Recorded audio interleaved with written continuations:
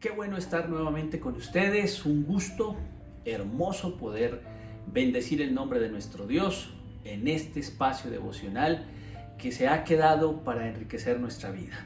Por eso siempre les invito a no perdérselo. Son unos pocos minutos que le sacamos al estudio de la palabra de Dios y a también tener un espacio con nuestro buen Dios de oración, de búsqueda del Señor. Son apenas unos pocos minutos. No se lo pierda y siempre tenga una Biblia y un cuaderno de notas a mano para que usted vaya anotando y vaya de esa manera consecutivamente enriqueciendo su vida. Nos hemos enfocado en el Evangelio de Juan, un evangelio extraordinario, un evangelio que enriquece nuestra vida y que vamos a ir tratando poco a poco sin ningún afán en este devocional. Precisamente en el devocional anterior observamos cómo el ministerio de Juan el Bautista y el ministerio de Jesús hubo un momento en que coincidieron ambos. Juntos estaban bautizando. El uno lo hacía en un lugar y el otro lo hacía en otro, pero juntos estaban bautizando en el momento. Los discípulos de Juan tienen un diálogo con un judío que les hace entrever que el bautismo de Jesús es más purificador que el de Juan. Entonces ellos, un poco inquietos y hasta celosos, vienen hasta donde Juan el Bautista y le dicen: ¿qué es lo que pasa? Que aquel del que diste testimonio al otro lado ahora se ha convertido prácticamente en una competencia para nosotros, para tu ministerio, porque está bautizando al otro lado. Juan, que es un hombre sabio y que ha entendido que él no es el Mesías, que él es el precursor del Mesías, que él es el que le abre camino al Mesías, les aclara a sus discípulos que esto que ellos están viendo, pues es lo que tenía que pasar, que Jesús tenía que crecer y que Juan iba a ir menguando, que todo lo contrario, él está muy contento con los avances del desarrollo del ministerio de Jesús, que él, como un invitado del amigo, no está triste porque el novio se está casando, porque el novio ha llegado y juntamente con la novia están felices, sino que él, como amigo del novio, es una metáfora que él está usando, está muy contento de lo que está pasando. Por eso el énfasis es necesario que yo, hablando Juan el Bautista, mengüe para que él crezca. Los versículos de hoy también están puestos en boca de Juan el Bautista, el escritor que es un poco Juan el apóstol. No hay que confundirlo con Juan el Bautista, pues él pone en boca de Juan el Bautista estos versículos que vamos a leer en el día de hoy, y son muy importantes porque se ha convertido en la declaración de fe de la iglesia que dirigió Juan el apóstol, Juan el evangelista. Leámoslos. Juan 3, 31 al 36. Dice así: el que viene de arriba está sobre todos, el que es de la tierra es terrenal y habla de las cosas de la tierra. Pero el que viene del cielo está sobre todos y da testimonio de lo que ha visto y oído, pero nadie acepta su testimonio. Pero si alguien lo acepta, confirma con ello que Dios dice la verdad, pues el que ha sido enviado por Dios habla las palabras de Dios, porque Dios da abundantemente su Espíritu. El Padre ama al Hijo y le ha dado poder sobre todas las cosas. El que cree en el Hijo tiene vida eterna, pero el que no quiere creer en el Hijo no tendrá esa vida, sino que recibirá el terrible castigo de Dios. Entonces, estos textos que acabamos de leer, como les dije, están puestos en boca de Juan el Bautista y contienen la fe de la iglesia joánica. El eje central de todo el capítulo 3 realmente es el versículo 36, que vale la pena lo leamos. Dice: el que cree en el Hijo tiene vida eterna, pero el que no quiere creer en el Hijo no tendrá esa vida, sino que recibirá el terrible castigo de Dios. Ya lo que son los versículos 31 y 35 van a preparar este versículo final, señalando el fundamento en el que él se basa. Es decir, que ese Hijo del que estamos hablando es el amado de Dios que ha puesto todo en sus manos. Él es el que realmente ha venido de parte de Dios, que ha venido de arriba y dice las mismas palabras de Dios, de quien Él es el testigo más importante. Por eso ya en el prólogo habíamos dicho que a Dios nadie le ha visto jamás. sino el Hijo unigénito, que tenía una profunda comunión con el Padre, es el que lo ha conocido absolutamente y quien puede revelárnoslo totalmente. Nadie más lo puede hacer.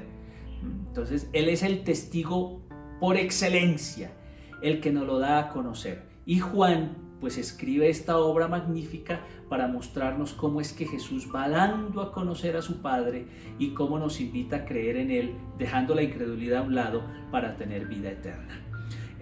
Es muy normal en la literatura semítica que se usen las oposiciones.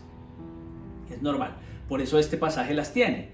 Lo terreno es opuesto a lo celestial, por ejemplo. El creyente es opuesto al que no cree, al incrédulo. Todo se va dando en esa generación de opuestos. Todos los opuestos. La vida es opuesta al terrible castigo de Dios. Es opuesta a ese terrible castigo. Y todo va a servir, indudablemente, para realizar afirmaciones acerca de lo que se dice de Jesús. Y aunque el pasaje tiene un gran énfasis en el creer, ya hemos dicho que el versículo 36 es el eje de todo el capítulo 3, pues hay otro tema clave que debemos tener en cuenta, y es como dice el versículo 31, que al hombre terreno habla de forma terrenal, pero el que viene de arriba está sobre todos. Ahí ya nos está hablando de la supremacía de Cristo. Él está por encima de todos. El que viene del cielo es el que realmente atestigua. Dice que da testimonio de lo que ha visto y oído. Así es más importante que cualquier otro, porque Él viene a dar un testimonio de lo que Él ha visto del Padre y ha escuchado del Padre. Cree que entonces el creyente certifica que esto es veraz, haciendo un énfasis en creer en las palabras de Jesús. Eso es muy importante. Y el enviado habla, lógicamente, las palabras que ha escuchado de Dios. Por eso el versículo 34 va a decir, pues el que ha sido enviado por Dios habla las palabras de Dios, porque Dios da abundantemente su Espíritu. Jesús es presentado como revelador. Eso es importante. Por eso decía, indudablemente hay un gran énfasis en el creer, pero hay otro tema muy importante y es Jesús como revelador. Revelador de qué? Del Padre. Aquí se afirma evidentemente que Jesús es quien lo da a conocer. Su venida del cielo lo ubica por encima de todos. No hay nadie en la tierra que nos pueda revelar al Padre como lo revela el Hijo. Ni Moisés, ni Abraham, ni ninguno de esos grandes hombres del Antiguo y del Nuevo Testamento no lo podrían revelar como lo reveló el Hijo. La fuente de su testimonio pues es que es un testigo primario. Ha visto y ha escuchado. Y el hecho de que Dios le ha puesto todo en sus manos pues todavía afirma más quién es. Y lógicamente Jesús no va a hablar de su propia cuenta, sino que va a hablar de las palabras de Dios.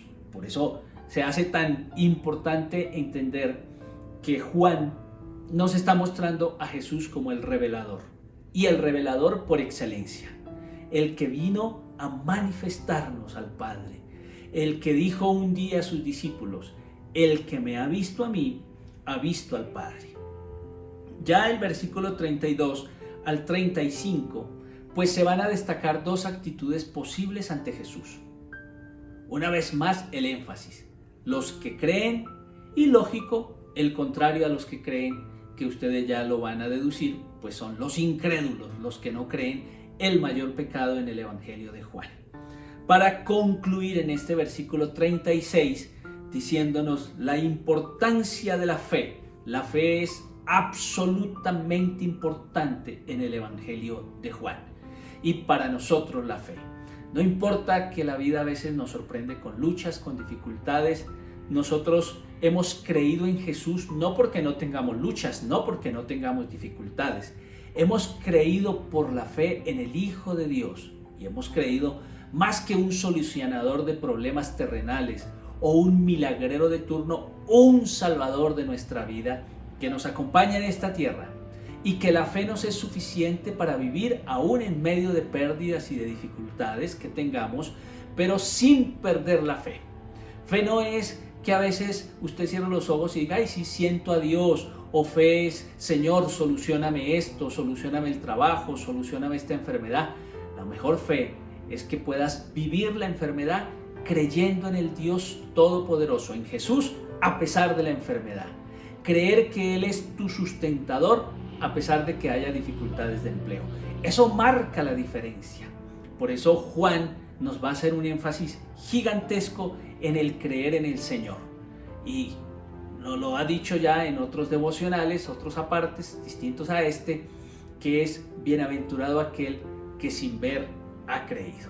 Entonces podemos cerrar este día diciendo algo muy claro. El pasaje evidentemente tiene un énfasis en creer, pero hay otro tema también que se convierte en un énfasis fundamental en él, y es ver a Jesús como el revelador máximo del Padre, el que viene del cielo. Entonces, si Él viene del cielo y nadie ha subido hasta el cielo, Él es el único que puede hablar de manera contundente, al que el Padre ha amado profundamente y ha dejado todo en sus manos, lo ha puesto todo en sus manos, al que es testigo primario porque ha visto y ha escuchado, y ha visto directamente al Padre y ha escuchado directamente al Padre. Jesús pues no va a hablar de su propia cuenta, sino que Él va a hablar las palabras de Dios. Y como estaba lleno del Espíritu Santo, pues ahí vemos un énfasis de la Trinidad, ¿no? El Padre allí, el Hijo y el Espíritu Santo, dándonos ese camino que debemos todos seguir. Por eso este es un buen día, indudablemente, para decirle al Señor, Señor, creemos en ti, creemos que tú eres nuestro Salvador, creemos que tú estás con nosotros. Y todos los que estamos viendo este devocional, pues indudablemente formamos parte de los que creen, no de los incrédulos, porque dice Juan, para finalizar en el versículo 36, el que cree en el Hijo tiene vida eterna. Pero aquí viene el pero, esa palabra de contraste, un término de contraste. Pero el que no quiere creer en el Hijo no tendrá esa vida, sino que recibirá el terrible castigo de Dios. Por eso usted y yo, que estamos en este momento buscando del Señor, tenemos muy claro, pero totalmente claro, que tenemos vida eterna en Cristo Jesús y que nos alejamos de la incredulidad, pues somos crédulos. Aunque no veamos, creemos. Oremos al Señor.